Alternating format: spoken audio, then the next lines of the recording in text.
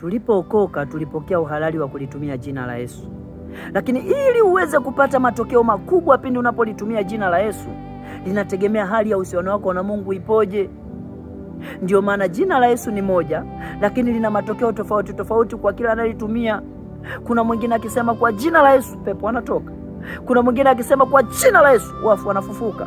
Kuna mwingine akisema kwa jina la Yesu viwete wanatembea. Kwa nini jina la Yesu ni moja liwe na matokeo tofauti tofauti? Kwa sababu jina la Yesu linapotamkwa na mtamkaji, linategemea hali ya uhusiano wako na Mungu ipoje. Naongea na mtu hapa. Ili uweze kupata matokeo makubwa, ni lazima uwe na maisha ya wanafunzi. Na maisha ya wanafunzi ni katika utii katika neno la Mungu na kuliweka katika njia ya matendo na kumzalia Mungu matunda, na katika maagizo ya kazi ya Mungu tunayatenda bila uvivu, ili tunapokuja kutamka jina la Yesu lilete matokeo sawasawa na hali yetu ya ndani. Ngoja nikwambie mtu wa Mungu, ukisoma Luka 10 mstari wa 17 anasema hivi: ndipo wale 70 waliporudi kwa furaha wakisema, Bwana, hata pepo wanatutii kwa jina lako. Jina la Yesu sio langu mimi William, wala sio jina la JC Angel, ni kwa jina la Yesu. Hawa ni wanafunzi wa Bwana Yesu ambapo walikuwa 70. Bwana Yesu aliwatuma wawili waende wakahubiri Injili. Sasa wamepata matokeo makubwa, wanarudi na ushuhuda kwa Bwana Yesu, wanafurahi kwamba Bwana Yesu, hata pepo wanatutii kwa jina lako. Kwa nini pepo walikuwa wanawatii hawa wanafunzi? Kwa sababu walikuwa na maisha ya wanafunzi, na maisha ya wanafunzi ni maisha ambayo ya kuyaishi neno la Mungu katika njia ya matendo. Hivyo walichokuwa wanaambiwa na Bwana Yesu walikuwa wanakiishi na kukitenda. Kwa hiyo hata sisi ili tuweze kupata matokeo makubwa, ni lazima tukubali kuishi maisha ya wanafunzi. Tunapoishi katika maisha ya wanafunzi, tunapokuja kutamka kwa jina la Yesu, inashabiana na hali yetu ya ndani.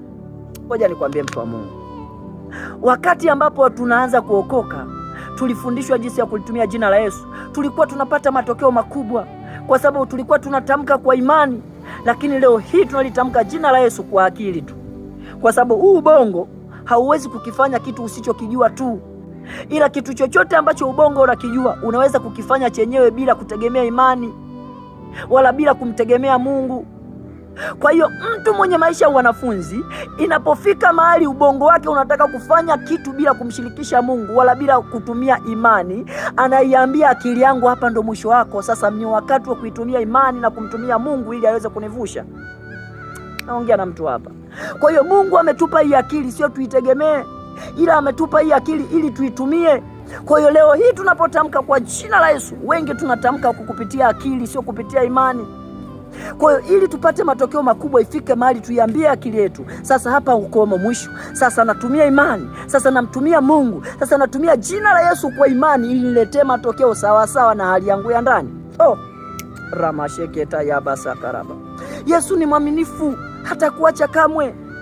Hebu simama sasa, anza kutamka kwa imani, anza kutengeneza matendo yako ili unapolitamka upate matokeo makubwa katika maisha yako, na Mungu akubariki sana.